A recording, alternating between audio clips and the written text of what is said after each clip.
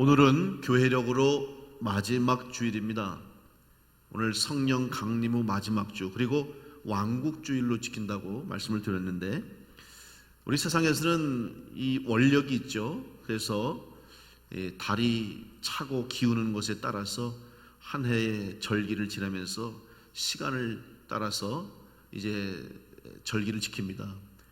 근데 우리 신앙에는 교회력이 있습니다. 이 교회력의 중심은 바로 예수 그리스도 있습니다.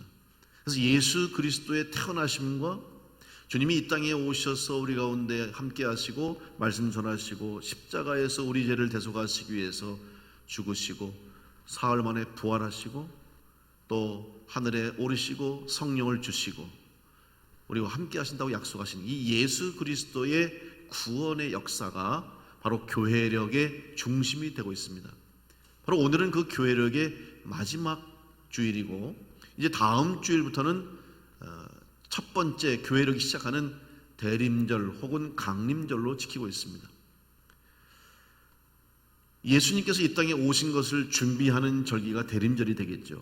그래서 주님이 이 땅에 오심을 기다리며 준비하는, 특별히 빛으로 오신 예수 그리스도를 준비하는 절기가 바로 강림절이 되겠습니다. 이 4주간의 강림절을 지내고 나면 성탄절이 다가옵니다.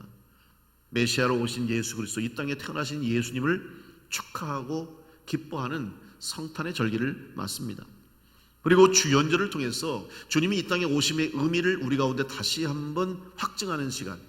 그래서 예수님은 육신의 몸을 입고 오셨지만, 우리와 똑같은 인간의 몸을 입고 오셨지만 인간의 삶으로 사신 분이 아니라 하나님으로서 말씀이 육신이 되어 오신, 우리를 구원하시기 위해서 오신 예수님. 그래서 예수님에게는 신성이 있다. 예수님은 하나님의 거룩하심으로 오셨다. 그래서 그것을 드러내는 그런 주연절을 통해서 주님의 오심을 깨닫게 됩니다. 그리고 사순절을 통해서 이 땅에 오신 예수 그리스도의 삶의 목적, 십자가를 지시기 위해서 우리의 죄를 대속하고 우리의 모든 죄를 대신 사하시기 위해서 십자가에 못 박혀 죽으신 그 십자가의 고난과 죽으심에 우리가 동참하기 위한 사순절을 통해서 묵상하며 우리도 작지만 주님의 고난에 동참하는 시간을 갖는 것입니다. 그리고 부활하신 예수 그리스도, 부활절을 통해서 사망 권세 이기시고 다시 살아나서 새 생명, 영원한 생명을 허락해 주신 예수 그리스도의 부활을 축하하고 또 부활을 기념하는 부활절기를 지키게 되는 것이죠. 그리고 예수님께서는 하늘로 올라가시기 전에 40일 동안 제자들에게 보이시면서 주님이 부활하심을 증거하시고 약속하셨습니다. 내가 아버지 집으로 하늘로 올라가면 너희에게 보혜사 성령을 보낼 것이니 너희가 성령을 받아서 내가 너에게 분부한 모든 것을 가르쳐 지키게 하라. 땅끝까지 이르러 내 증인되라고 하신 말씀을 주셨죠. 그래서 성령을 받고 교회가 시작되고 이 땅에 복음의 역사가 시작된 거예요. 그래서 성령 강림절이 시작된 겁니다. 그러게 성령 강림절은 1년의 절기 중에서 가장 길어요. 이제 강림절 바로 전까지 계속되는 성령 강림절을 지키면서 우리가 그리스도인으로 구원받은 성도로 살아가는 것은 결국 성령 충만한 성도의 삶을 사는 것인데, 이 성령 충만은 무엇이냐? 성령을 받는다는 것이 한 번의 이례적인 경험, 한 번의 한순간의 체험으로 끝나는 것이 아니라 성령 받은 이후에 늘 성령의 인도하심 따라서, 말씀의 인도하심 따라서 영적 생활을 통하여서 이 믿음의 길을 가는 것이 바로 성령 충만한 성도의 삶이라는 것을 이 절기를 통해서 우리가 배울 수가 있습니다. 특별히 오늘은 이 성령 강림절의 마지막 날 왕국주일이면서 또 교회력의 마지막 날로 지키고 있습니다. 오늘 이 왕국주일이라고 하는 것은 바로 하나님이 우리의 왕이심을 고백하며 왕으로 우리 가운데 임재하신 예수 그리스도, 또 우리에게 구원을 주시기 위해서 오신 예수 그리스도, 그리고 우리가 구원받은 성도로 이 하나님을 왕으로 섬기기 위해서 과연 우리가 어떠한 믿음과 신앙을 가져야 할 것인가를 다시 한번 점검하며 또 깨닫는 시간이 되는 것입니다. 먼저 우리가 하나님을 왕으로 섬길 수 있다고 하는 것은 전제가 있습니다.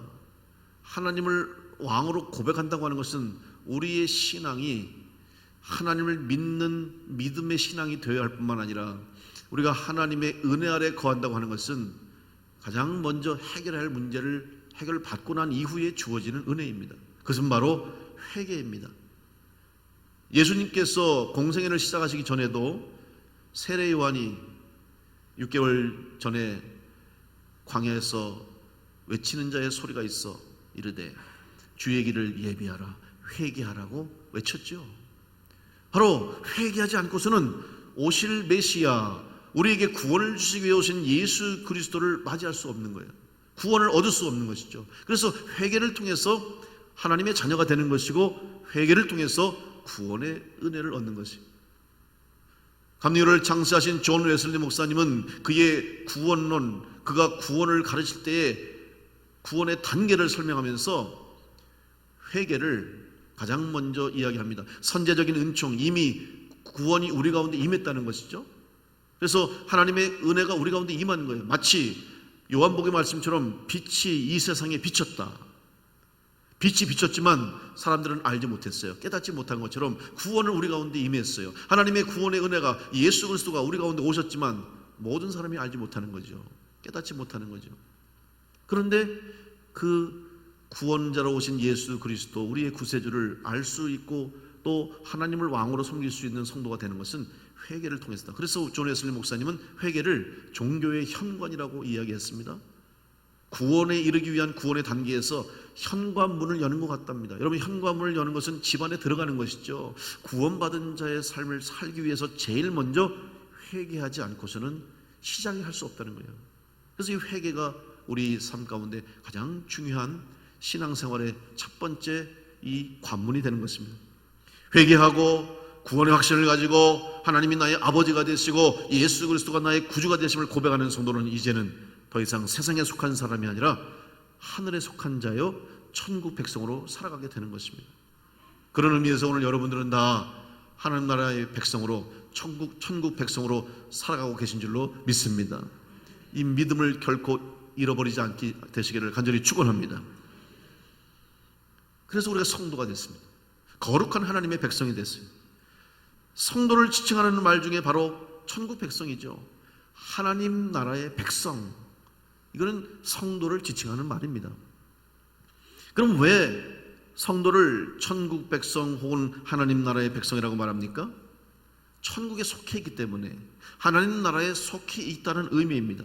그렇다면 하나님 나라는 어떤 나라입니까? 천국은 어떤 나라입니까? 우리가 천국 하면 이 세상을 살다가 죽음 이후에 우리가 가는 나라, 이렇게 생각하죠. 맞습니다. 우리는 다 죽음 이후에 천국 가서 약속하신 대로 영원한 생명을 누리고 그 속에서 새 생명을 얻는 거예요. 이 세상의 삶과는 기준이 다르고 비교할 수 없는 것이죠. 이 세상의 것으로는 표현할 수 없는 그런 나라에 가는 거죠. 그런데 죽음 이후에만 우리가 천국을 사는 것이 아니라 우리는 이 땅을 살면서도 천국 백성으로 살아가야 함을 성경은 말씀하고 있습니다. 우리는 하나님 나라의 백성이기에 이 세상에서도 천국 백성으로 천국에서의 삶을 살아가는 것입니다. 그렇다고 한다면 어떻게 살아가는 것이 우리가 사는 이 세상에서 하나님 나라의 백성으로 천국 백성으로 살아가는 것일까? 오늘 시편 145편에서 다윗이 고백한 이 고백을 통해서 우리는 그 뜻을 알 수가 있습니다. 첫째로, 하나님을 왕으로 모시고 하나님 백성으로 살아가는 성도가 되기 위해서는 내가 누구인지를 알아야 됩니다. 내가 어디에 속해 있는지를 알아야 돼요. 여러분, 이것이 가장 중요해요. 우리가 인생을 살아갈 때 인생을 마치 광야에 비유하지 않습니까? 근데 광야에 비유하는 이유는 길이 없다는 의미입니다. 가고 있지만 사실 지금 길이 없는 곳을 가는 게 우리 인생이에요. 근데 그곳에서 길을 찾아야 되는 거예요. 그 인생이 복된 인생인데 우리가 그 길을 누구로부터 찾습니까? 예수님으로부터 찾는 거예요. 요한복음 10장에 예수님께서 말씀하셨습니다. 내가 곧 길이요 진리요 생명이니 나로 말미암지 않고는 아버지께로 올 자가 없느니라 말씀하셨죠. 예수님이 길이 되어주신 줄 믿습니다. 오늘 여러분이 그 길 대신 예수님을 만나고 길 대신 예수님을 믿기 때문에 여러분도 길을 찾은 성도인 줄로 믿습니다. 길을 찾으면 방황하지 않는 거예요. 길을 찾으면 헤매지 않는 거예요. 근데 길을 못 찾으면 방황할 수밖에 없어요. 헤매는 거예요. 도는 인생이 되는 거예요. 헛도는 거예요. 다람쥐 쳇바퀴 돌듯이 매일매일 의미 없이 인생을 살아가는 거예요. 지도를 볼 때 여러분, 그러면 이 광야에서 혹은 어느 곳을 가든지 낯선 곳에 가면 여러분 지도를 가지고 있으면 헤매지 않아요. 근데 지도를 볼 때 제일 먼저 확인하는 게 뭔지 아십니까? 내가 어디 있는지를 알아야 돼요. 그래야 지도를 볼 수 있는 거예요. 자, 아무리 여기는 뭐가 있고 여기는 뭐가 있고 동쪽엔 뭐가 있고 서쪽엔 뭐가 있고 남쪽에 북쪽에 뭐가 있는지 다 확인해도 내가 어디 있는지를 모르면 똑같이 헤매는 거예요. 지도는 항상 내가 있는 곳을 기점으로 해서 판단을 해야 되는 거예요. 여러분이 지금 어디에 서 있는지, 여러분이 지금 어떤 삶을 사시는지, 내가 지금 어느 위치에 지금 어떤 곳에 있는지를 아는 것이 하나님 나라의 백성이 되는 데 있어서 가장 중요하다는 거예요. 우리가 누구입니까? 내가 누구입니까? 내가 과연 하나님의 백성인가? 내가 하나님의 자녀인가를 알아야 그 순간부터 하나님 나라의 백성으로의 삶을 살아갈 수가 있는 것입니다. 흔히 우리는 국적을 이야기하죠. 여러분, 국적을 누구한테 물어본 적 있습니까? 혹시 질문 받은 적 있습니까? 여러분 와서 당신 국적이 뭡니까? 외국 가면 종종 그런 질문 받아요. 외국에 여행할 때 입국 신고서를 쓰잖아요. 그럼 거기에 국적을 쓰게 돼 있어요. 그럼 여러분이 코리안 쓰잖아요. 나는 대한민국이다, 한국 사람이다. 국적을 쓰는. 근데 우리나라에서 살 때 여러분이 당신 국적이 뭐냐 그렇게 물어보는 사람이 있어요? 그런 사람이 약간 좀 정신이 이상한 사람이지. 특히 우리나라는요, 국적을 상관할 필요가 없는 나라였어요. 왜? 같은 민족이 같은 나라에서 같은 지역에서 살기 때문에 태어나면 당연히 우리 한국 사람이고 같은 민족이고 그렇기 때문에 국적을 적을 필요가 없어요. 그런데 여러 나라 사람들이, 여러 인종 사람들이 사는 나라에 가면 국적을 물어봐요. 제가 미국 가서 살았잖아요. 미국 가서 살 때 모든 서류에 공통적으로 기입하는 그 항목 중에 하나가 국적을 물어요. 그래, 그러면 국적은 내가 코리안이라고 써. 괜찮아요. 국적은 뭐 그렇죠. 근데 국적만 묻는 게 아니에요. 그 다음에 인종을 물어요. 네가 아시안이냐, 그 다음에 미국 아메리칸이냐, 유럽 사람이냐, 남미 사람이냐, 아프리카 사람이냐 이렇게 묻는 거예요. 그럼 나 이제 아시안이라고 적죠. 그 다음에 그것만 묻습니까? 여러분, 미국에서 이 생활하려면 가장 제일 처음 하는 게 면허를 따는 거예요. 왜냐하면 면허증이 신분증이에요. 그래서 우리나라처럼 동사무소가 없고 거기는 이 면허를 따기 위한 DMV라고 해서 Department of Motor and Vehicle, 그러니까 자동차에 관계된 모든 뭐 오토바이라든지 이런 것들을 관리하는 기관인데 거기가 마치 주민센터 같은 곳이에요. 그러면 그 면허증을 따면 이게 신분증이 되는 거예요.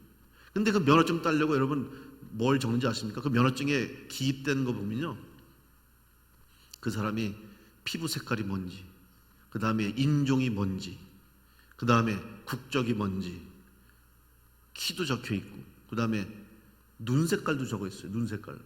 여러분 눈 색깔이 뭔지 아세요? 내 눈 색깔이 무슨 색깔인가? 그래서 제가 그거 보면서 내 눈을 이렇게 비춰봤다니까 내가 무슨 색깔인지. 눈 색깔도 다양한 거예요. 회색도 있고 붉은색도 있고 갈색도 있고 검은색도 있고 다양해요. 그리고 눈색도 적지, 머리색도 적지, 뭐 하여튼 모든 정보를 다 적어요. 그래서 무슨 일이 생기면 거기서 정보가 다 나오는 거예요. 그 사람에 대한 신분이, 그 사람에 대한 정보가 거기 다 기록돼요. 그런데 국적이 다 달라요. 그래서 네가 어느 나라 사람인가, 그래서 국적도 다르고 또 인종도 다르다는 거예요. 오늘 여러분이 지금 하나님 나라의 백성으로 살아감에 있어서 내가 지금 소속이 어디인지를 먼저 아셔야 됩니다.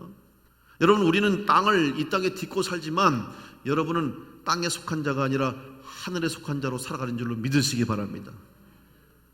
아멘이 약간 지금 부족한 부분이 있는데 왜 그러냐면 이게 상당히 중요한 문제예요. 나는 지금 땅에 살지만 여러분 소속, 내가 속한 곳이 어디냐. 다시 말하면 제가 미국에 살 때도 땅은 내가 미국에서 살지만 나는 국적이 한국 사람이에요. 그러면 한국 사람의 한국의 법을 받는 거예요. 미국에서는 내가 완전히 보호받을 수가 없어요. 한국 사람이기 때문에. 마찬가지예요. 오늘 여러분이 이 땅에 살고 있지만 여러분은 이 땅에 속한 자로 살아가는 인생이 아니라 하나님 나라에 속한 하늘 백성인 줄로 믿으시기 바랍니다. 이것이 얼마나 중요한지 모릅니다. 이것이 우리의 인생에 얼마나 큰 영향을 미치는지 몰라요. 저는 그것을 경험해 봤어요. 그래서 제가 이것을 누구보다 잘 알고 있어요. 비록 인종은 다르고 우리의 국적은 다르고 신분은 다 달라도 여러분, 하나님 나라 백성은 동일하게 어떠한 나라, 어떤 환경, 어떤 곳에서도 하나님 앞에 예배할 수 있다는 사실, 이것이 바로 하나님 나라 백성의 이 특징이에요. 희한하죠. 말이 안 통하는데, 문화가 다른데, 정치 체계가 다른데 예배할 수 있어요. 하나님 믿으면 예배할 수 있어요. 여러분, 공산주의도, 여러분, 북한을 우리가 공산주의다, 북한은 공산주의가 아니에요. 북한은 1인 독재 체제예요. 전 세계에 저런 나라는 하나밖에 없어요. 공산주의도요, 종교를 인정합니다. 여러분, 중국에도 지금 교회가 있어요. 물론 지금 중국에서 지금 교회를 핍박하고 좀 보이지 않게 압박해서 선교사들이 다 지금 나오고 있어요. 그렇지만 어쨌든 그곳에 교회는 있습니다. 성도들도 있어요. 러시아 말할 것 없죠. 그 공산국가인 베트남에도 교회가 있습니다. 교단이 있습니다. 교회를 세울 수 있어요. 진짜 그리스도인들이 있습니다. 공산주의에도 종교는 있어요. 교회는 있어요. 근데 북한은 없어요. 북한은 공산주의가 아닙니다. 이건 1인 독재, 아주 악독한 1인 독재 체제예요. 교회가 없어요. 교회를 완전히 뿌리 뽑았어요. 그렇기 때문에 어떤 체제 안에서 어떤 사람들, 어떤 인종, 문화, 차별 다 떠나서 예배하기 위해서는 모이면요, 다 예배가 되는 거예요. 왜? 하나님이 같은 하나님이시기 때문에, 같은 하나님의 자녀이기 때문에 우리는 예배할 수가 있다는 사실이죠. 오늘 여러분의 삶이 비록 이 세상에 속한 삶을 산다 할지라도, 여러분이 이 땅을 밟고 살고 있다 할지라도, 여러분의 삶은 여기서 끝나는 것이 아니고 이곳이 여러분의 모든 삶의 최고의 목적지가 아니라 우리는 다 하나님 나라 천국을 향한 백성이기 때문에 우리는 다 하나님 나라 백성이라는 사실을 기억하시고, 내가 어디에 속한 사람인가, 나는 하늘에 속한 사람인가, 나는 땅에 속한 사람인가를 생각하며 여러분, 영적 그리스도인으로서 하늘에 속한 자로 승리하시기를 간절히 축원합니다. 신명기 7장 6절 말씀에 너는 여호와 내 하나님의 성민이라, 내 하나님 여호와께서 지상 만민 중에서 너를 자기 기업의 백성으로 택하셨느니라. 오늘 우리는 하나님이 택하신 백성인 줄로 믿습니다. 여러분, 하나님이 부르신 하나님의 성도가 된 줄로 믿습니다. 이 사실을 알고 있어야 우리가 이 땅에서 하나님 백성의 삶을 살 수가 있는 것입니다. 뿐만 아니라 우리는 하나님의 거룩한 백성으로서 하나님을 왕으로 고백하는 고백이 있어야 되는 것이죠. 근데 이 고백은 입술로만 드리는 고백이 아닙니다. 하나님을 고백할 때 입술로만 드리는 고백이 아니에요. 우리의 삶으로 고백할 수 있어야 됩니다. 그러면 하나님의 백성이 하나님을 왕으로 고백하고 인정하기 위해서는 어떻게 해야 되겠습니까? 오늘 시편 145편 1절에서 다윗이 고백한 것처럼, 왕이신 하나님이여 내가 주를 높이고 영원히 주의 이름을 송축하리이다. 여러분, 이 말씀은 우리가 예배전에 찬송 마지막에 꼭 부르는 찬송이죠. 제가 이 찬송을 꼭 예배전에 부르라고 제가 부탁을 해서 지금까지 해오고 있어요. 왕이신 나의 하나님, 내가 주를 높이고 주의 이름을 송축하리다. 영원히 주의 이름을 송축하리이다. 이 고백이 오늘 하나님을 왕으로 섬기고 예수 그리스도를 구주로 믿는 모든 성도들의 고백이 되는 것입니다. 그런데 이 고백은 입으로만 하는 고백이 아니에요. 여러분, 찬송은 입술로만 하는 찬송이 아니라 내 삶 속에서, 또 내 심령 깊은 곳에서부터 우러나오는 삶의 고백이 바로 찬송이 되는 것입니다. 따라서 하나님이 나의 왕이라는 고백은 여러분의 삶 가운데 그대로 드러내야 됩니다. 그럼 하나님을 높인다고 하는 것이 뭡니까? 왕이신 나의 하나님을 높인다고 하는 것은 무슨 의미입니까? 하나님을 높인다는 것은 내가 낮아지는 것을 의미합니다. 여러분, 옛날에 왕이 다스리던 왕정시대에는 왕 앞에 나아갈 때 사람들의 자세가 다릅니다. 여러분, 우리가 옛날 고전들이나 혹은 옛날의 문서들, 기록들, 또 또 그걸 통해서 재현된 영화나 이런 것들을 보면 어때요? 다 왕 앞에 자세를 낮추죠. 고개를 숙이고 최대한 막 기어가는 것처럼 그냥 아주 최대한 낮춰서 왕 앞에 파는 거예요. 왕을 높이기 위한 거죠. 또 왕이 행차하면 어떻게 돼요? 주변의 모든 사람들이 다 왕 앞에 나서 왕이 가는 길을 비켜주면서 그 앞에 다 엎드려요. 쳐다보지도 못해요. 엎드리는 거예요. 왜? 내가 낮아짐으로 왕을 높이는 거예요. 근데 이 행동 속에는 행동만 그렇게 하면 되냐? 그런 왕은 존경받지 못하는 왕이에요. 정말 진심으로 우러나서 내가 감히 왕 앞에 이 미천한 신분이, 우리 같은 이 백성들이 감히 왕 앞에 고개를 들 수 없습니다. 그 정도로 내가 당신을 존경합니다. 존중합니다. 사랑합니다. 왕으로 인정합니다라는 고백이 있을 때 그 모습이, 그 표현이 가치가 있는 거 아닙니까? 오늘 여러분이 하나님을 왕으로 고백하신다면, 하나님을 왕으로 인정하신다면 오늘 여러분의 삶이 하나님 앞에서 낮아지는 삶이 되어야 할 줄로 믿습니다. 하나님 앞에 우리의 삶을 낮춰야 될 줄로 믿습니다. 그래서 우리는 하나님 앞에 우리의 부족함을 인정하고 고백하는 것이고, 우리의 약함을 하나님 앞에 고백하는 것이 되는 것입니다. 그래서 우리는 이렇게 약한 존재입니다. 우리는 미천한 존재입니다. 그래서 하나님을 왕으로 고백하는 거예요. 또 하나는 하나님을 왕으로 인정한다는 것은 하나님을 사랑하는 것을 의미합니다. 하나님을 사랑하는 사람은 자연스럽게 낮아지게 되는 것이죠. 그래서 기쁨으로 내 자신을 낮추면서까지 하나님을 사랑하는 표현을 하는 것이죠. 그리고 하나님을 사랑하는 삶을 살아감으로 우리는 하나님의 일을 위해서 힘쓰게 되는 것이에요.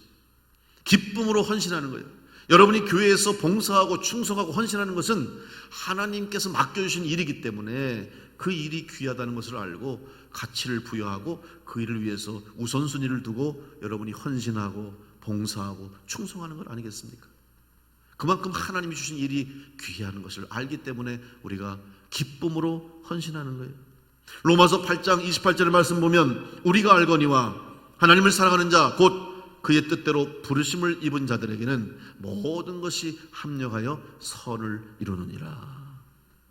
오늘 여러분이 하나님을 사랑하시는 자가 되었다면 하나님께서 여러분을 통해서 이루시고자 하는 일을 깨닫고 여러분을 통해서 하나님이 하시고자 하는 일을 알아서 그 일을 위해서 기쁨으로 즐거운 마음으로 감사한 마음으로 헌신하는 성도가 될 때 하나님이 여러분의 삶을 기뻐 받으시고 여러분을 통해서 하나님이 영광을 받아 주실 줄로 믿습니다.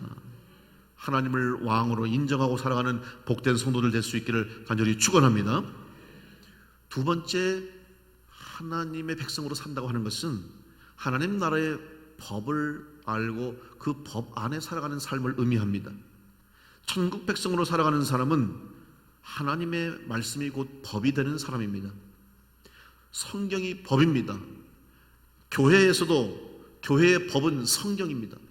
이 성경 말씀대로 교회가 존재해야 되고 성경 말씀대로 교회가 일하기 위해서 법을 만드는 거예요. 법이 기준입니다. 오늘 여러분의 삶의 기준도 성경이 되어야 할 줄로 믿습니다. 왜냐하면 성경이 우리의 법이 되기 때문에. 그럼 법의 목적은 무엇입니까? 법의 목적은 그 사회의 질서를 유지하고 정의를 실현하는 것이 법의 목적이라고 할 수 있습니다. 그렇다면 교회에서 법이 필요한 것은 교회의 목적을 잃어버리지 않기 위해서 교회도 법을 만든 거예요. 어떤 분은 교회에 무슨 법이 필요하냐? 교회가 은혜로 하는 것이지 다 교회에 무슨 법이 필요하냐? 맞습니다. 사실 교회는 법이 필요 없는 게 하나님 말씀만 있으면 돼요. 그런데 이 법을 교회에서 정한 이유는 하나님 말씀대로 살아가기 위해서, 또 하나님 말씀에 어긋난 삶을 살지 못하도록 하기 위한 보호장치일 것이고 기준을 다시 한번 세우는 의미일 것이에요. 그럼 그렇다고 교회에서는 무조건 법을 얘기하냐? 여러분 교회에서 가끔 가다 보면 법법 얘기하는 분들이 상당히 많아요. 법이요! 그러고 법을 강조하는 거예요. 물론 법이 필요합니다. 어제도 우리 충주시 기독교연합회 정기총회가 있었어요. 여러분 제가 올해 충주시 기독교연합회 회장으로 섬겼잖아요. 드디어 끝났습니다. 어제 끝났어요. 이렇게 일이 많은지 내가 몰랐어요. 그래도 하나님이 도우시고 은혜 주셔서 은혜 가운데 잘 마쳤어요. 여러분이 기도 많이 해주셔서 그 임기를 잘 맞춘 줄 믿고 감사를 드립니다. 빚으로 시작했어요. 1,500만 원 빚지고 시작했어요. 나는 내가 빈집도 아닌 집, 내가 빚진 것도 아닌데 그냥 시작할 때부터 많이해서 1,500만 원 가지고 시작했는데 하나님이 은혜 주셔서 다 갚고도 남았습니다. 네, 감사하죠. 뭐 박수까지 칠 필요는 없고 안 치셔도 돼. 네, 정말 하나님이 도우셔가지고 얼마나 감사한지 몰라요. 그런데 어제 총회했단 말이에요. 그런데 여러분 특히 기독교 연합회는 다양한 교단, 다양한 교파의 교회들이 모여서 주님의 이름을 위해서 연합하는 거예요. 그 은혜로 해야 되는데 이상하게 법하는 사람이 꼭 있어. 그래서 회의할 때 보면 의장 그래요. 근데 그것도 뭐 기분 좋게 의장 그런 게 아니라 의장 막 잡아먹으려고 그냥 의장 덤벼들어. 나중에 회의 끝나고 어떤 그 목사님 그래요. 아유 목사님 의장 그러면 목사님 안 놀라세요? 저는 가슴이 심장이 막 쪼그라들어요. 그래서 뭘 쪼그라들 게 뭐 있어? 기준 다 있는데 기준대로 하면 되지. 그래서 어제도 뭐 회의하는 과정 속에 이런 법대로 하는 거 가지고 막 따지는데 여러분 법도 중요한데 은혜가 더 중요해요. 잘못하면 법 때문에 은혜를 잃어버리면 안 돼요. 물론 은혜로 다 된다고 덮으면 그것도 안 돼요. 잘못한 거는 고쳐내야죠. 잘못한 건 치료해야 됩니다. 기준이 있어야 되는 거니까. 그러나 그것이 정말 우리 주님이 원하는 일이라면 또 주님께서 기뻐하신 일이라면 법보다 은혜가 앞서는 것이에요. 말씀대로 성경 말씀에 위배되지 않고 성경 말씀의 기준에 합하면 법보다 은혜가 우선이 돼야 된다 하는 것이죠. 기준을 잘 세우면 돼요. 오늘 우리가 이 법을 사용함에 있어서 잘못하면 안 되는 게 조심해야 할 것이 있죠. 법을 악용하는 거예요. 법의 목적을 잃어버리고 법을 이용해서 악을 행하는 것은 문제입니다. 교회의 법은 성경을 기초로 하기 때문에 이 세상을 구원하시기 위해서 하나님의 뜻에 따라 세워진 교회이기 때문에 교회의 최우선은 바로 복음을 전하고 이 땅에 구원의 은혜를 주신 예수 그리스도의 복음을 전하고 생명을 구원하는 일이 최우선이 되는 것이 교회의 법이 되는 것입니다. 그래서 어떤 일을 하든지 하나님 말씀이 기준이 되고 하나님이 기뻐하시는 일이 하는 것이 교회가 최우선으로 삼아야 할 일입니다. 예수님께서 제자들을 부르시고 함께 생활하시면서 그들에게 하나님 나라의 법을 가르쳐 주셨습니다. 그 당시에 율법은 하나님의 말씀에 따르기 위한 목적으로 만들어졌지만 정작 그 만들어진 율법 때문에 오히려 하나님 아버지를 따르고 그 말씀을 따르는데 방해가 돼요. 걸림돌이 돼요. 그래서 예수님이 뭐라고 그랬어요? 나는 율법을 폐하러 왔다.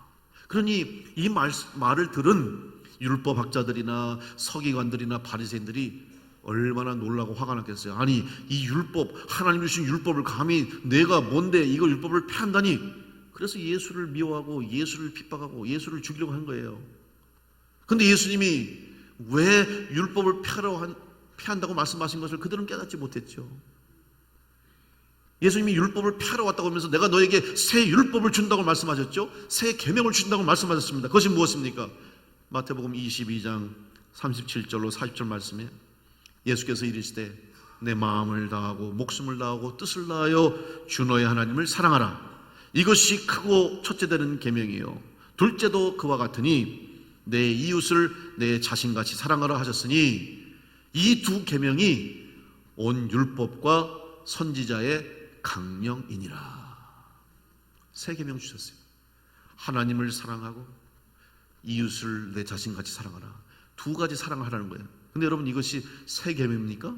아니에요. 이미 구약시대에 하나님이 모세를 통해 주신 이스라엘 백성이 주신 계명이에요. 신명기에도 기록되어 있고 십계명에 기록된 말씀 아닙니까? 그런데 왜 새 계명이라고 그랬냐면 그 당시에 이스라엘 백성들 유대인들의 율법이 이 중심이 되는 이 율법을 잊어버리고 이 율법을 지키기 위해서 만들어 놓은 부수적인 율법이 오히려 가장 중심이 되어야 할 하나님을 사랑하고 이웃을 사랑해야 하는 그 말씀을 방해하는 율법이 됐으니까 예수님이 그 율법을 폐하라고 말씀하신 거예요.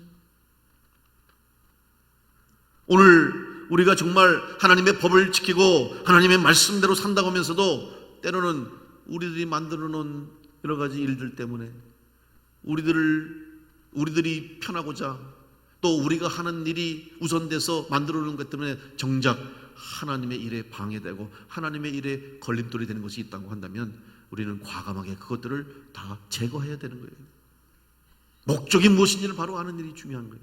교회가 살아있기 위해서는, 교회가 이 땅 가운데서 하나님의 복음을 전하고 영혼 구원하는 일에 힘쓰는, 하나님이 기뻐하시는 교회가 되기 위해서는 교회가 살아 역사하는 교회, 부드러운 교회가 되는 거예요.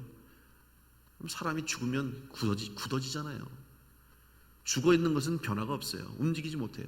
살아있어야 움직이는 것처럼 교회가 죽은 교회가 되면 아무것도 못해요. 딱딱하게 굳어서 변화하는 것을 싫어해요.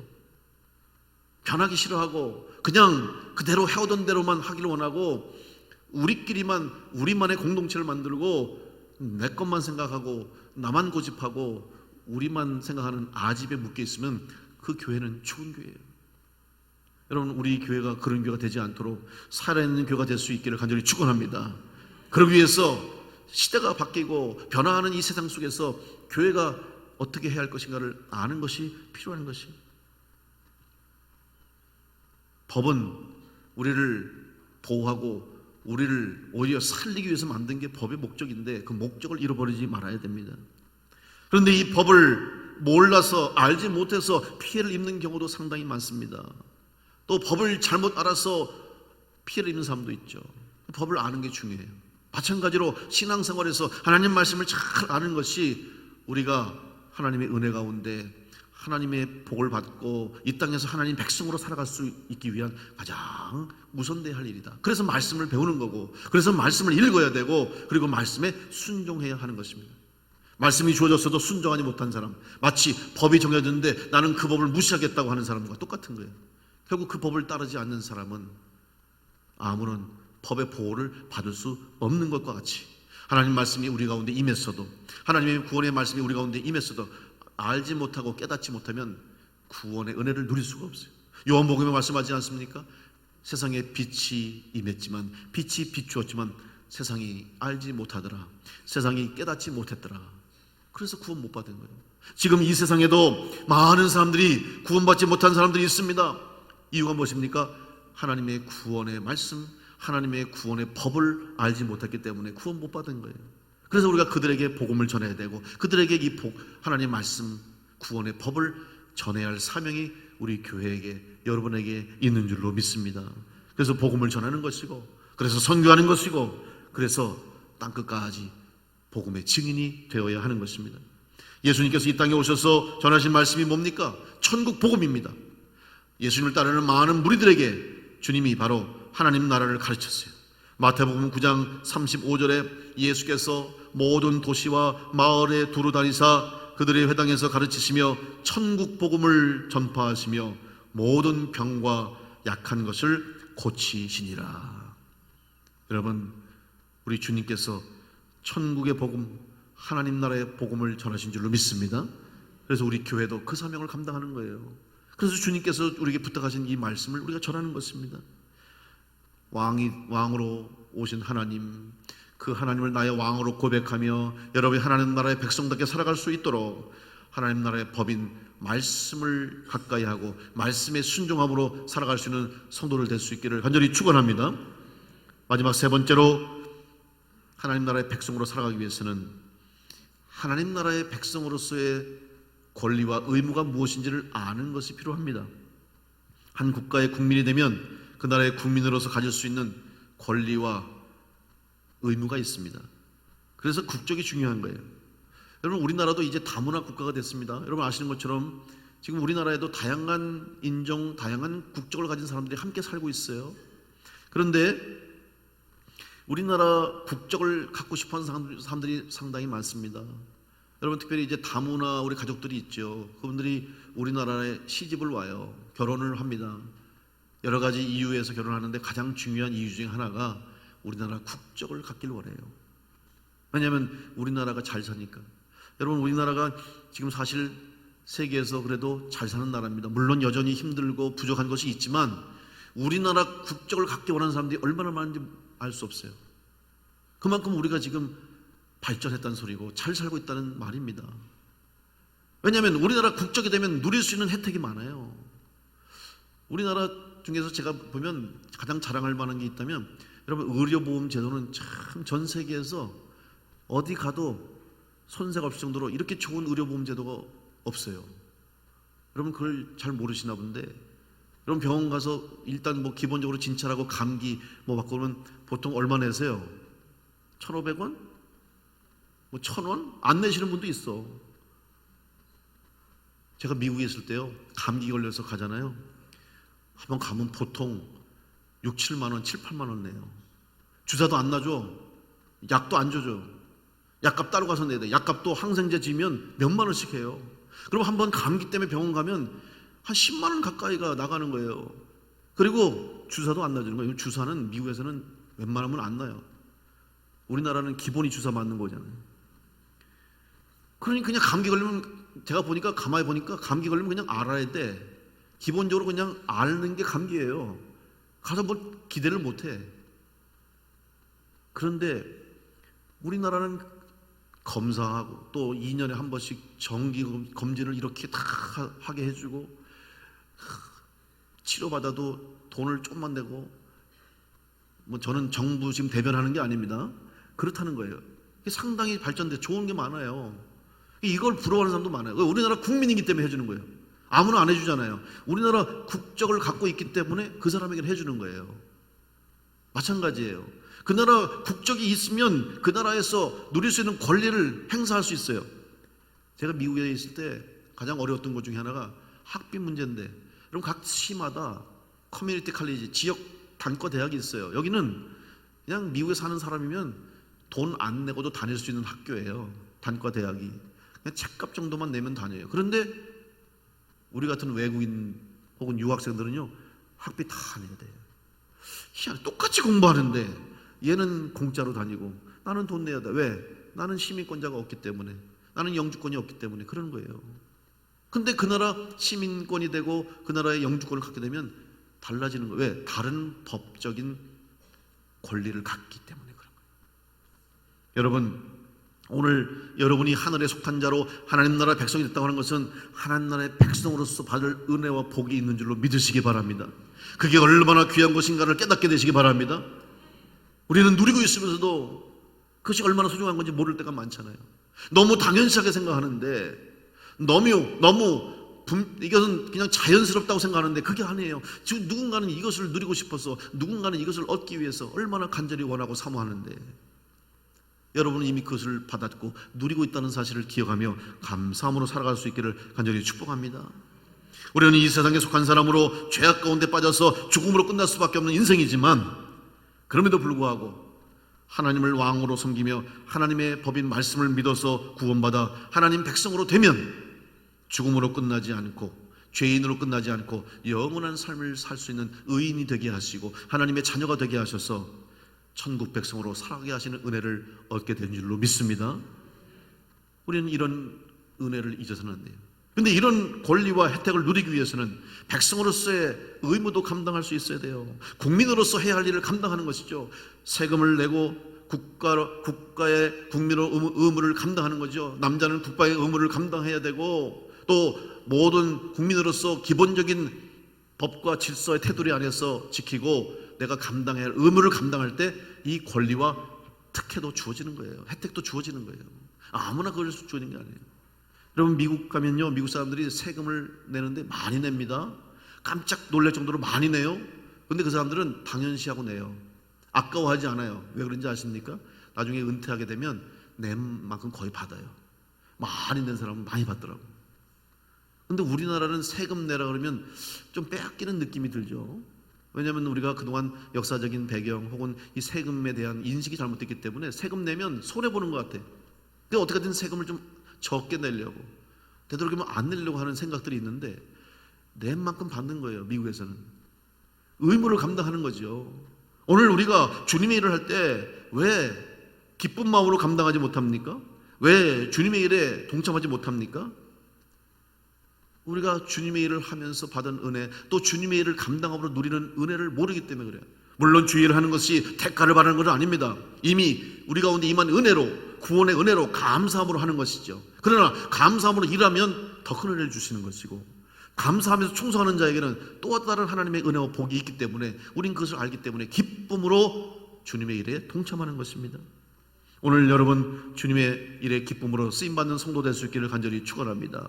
하나님 나라의 백성으로서 하나님께서 우리에게 주신 사명을 감당할 수 있도록 여러분이 기쁨으로 우리에게 주신 사명, 우리에게 허락 주신 십자가의 사명도 감당할 수 있기를 간절히 축복합니다. 그래서 매일매일 삶 가운데서 하나님의 이름을 높이며 찬양하는 삶을 살아가야 될 거예요. 시편 145편 오늘 본문의 2절 말씀에 내가 날마다 주를 송축하며 영원히 주의 이름을 송축하리이다. 여러분 기쁨으로 주의 이름을 높일 수 있고 내가 하나님 백성이 된 것이 자랑스럽고 하나님 백성이 된 것이 너무나 감사한 마음 가지고 살아가실 때 자연스럽게 여러분 입술을 통해서 기쁨이 넘치고 감사가 넘쳐나게 될 줄로 믿습니다. 다시 한번 나는 하나님 나라 백성답게 살아가고 있는지, 그리고 내가 지금 누리고 있는 그 은혜와 축복이 얼마나 귀하고 큰 것인지를 깨닫고 천국 백성으로 하나님 나라 바라보며 믿음으로 우리에게 주어진 삶의 길을 끝까지 걸어가서 다 승리하여서 잘했다 칭찬받는 성도들이 될 수 있기를 간절히 축원합니다. 기도하겠습니다.